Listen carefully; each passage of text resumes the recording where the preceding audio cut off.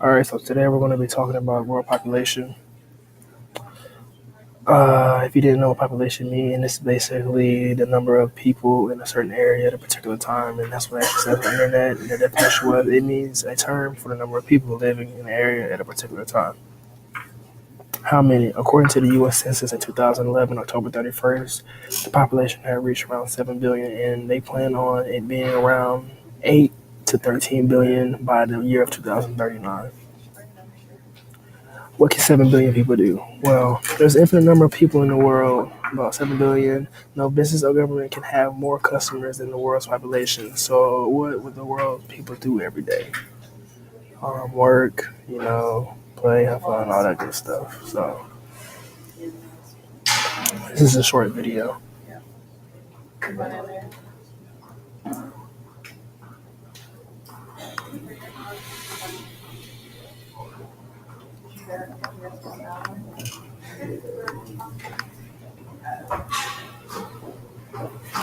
All right, I guess you guys will watch that. Population growth. The world's population is growing rapidly. I know that India is the most fastest growing area right now, and there are many countries catching up to them. The world's population is growing rapidly. It is growing at an exponential rate and growing faster and faster to where eventually, you're not going to be able to control it. There are two things that affect the population and the size of the world: birth rate and the number of live babies born per thousand of the population per year. The death rate and the number of deaths per thousand of the population per year. When the birth rate is higher than when the birth rate is higher than the death rate, more people are being born than dying, which common sense. So the population grows. This is also known as natural increase. The birth rate. The birth rate is slowly falling. Um, Not many babies are being born now.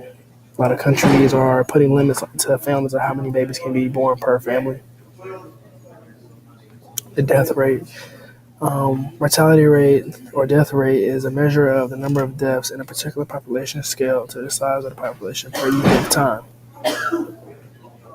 And it says right here that Botswana is 28.92 deaths per thousand population. That's actually a lot.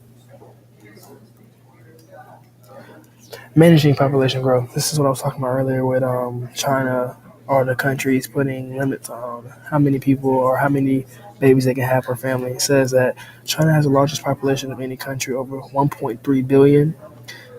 Different policies have been made to control the rapid rate of birth. The most important one of China is the one-child policy, which was introduced around 1979. Couples that have only one child get more benefits. For example, longer maternity leave, better housing, and free education for the child. Couples that have more than one child don't get any benefits and are fined in a part of their income. So basically, money is taken out of their income because they have more than one child. That's how strict China is. Effectiveness. The policy has prevented up to 400 million births. The fatality rate has dropped from 5.7 in 1970 to around 1.8 today, which is currently of 2015. Managing aging problems. The population structure of the aging population has more older people than younger people because a few people are being born and people are living to be older. Like China, there are a lot of old people. Like a lot. Older people age of 65 and older are supported by a working population of 16 to 64. They are dependent on them. So in a country with an aging population, there's a higher proportion of people who are dependent. So basically, these older people are needing these young people to take care of them. That's why all this is going down. Population movements. Number one, migration is the movement of people from one area to another. When people move into an area, it's called immigration.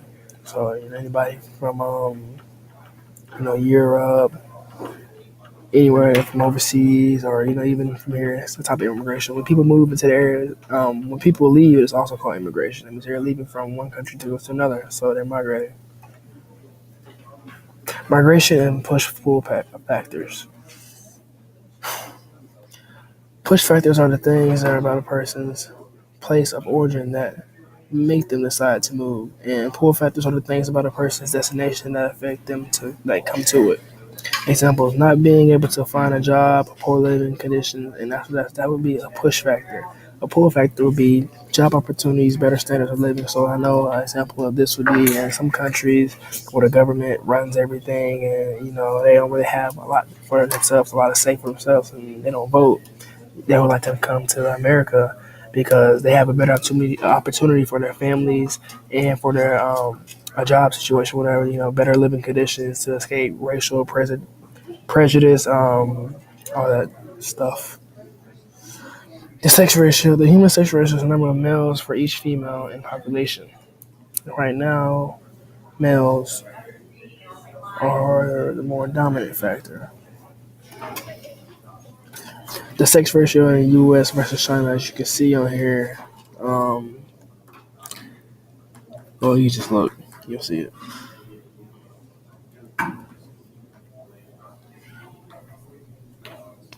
What does the population look like in the next 30 years? It's going to skyrocket, basically.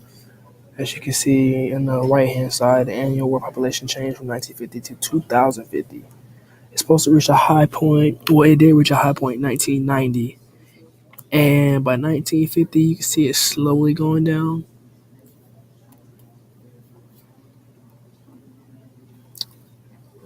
And that's all.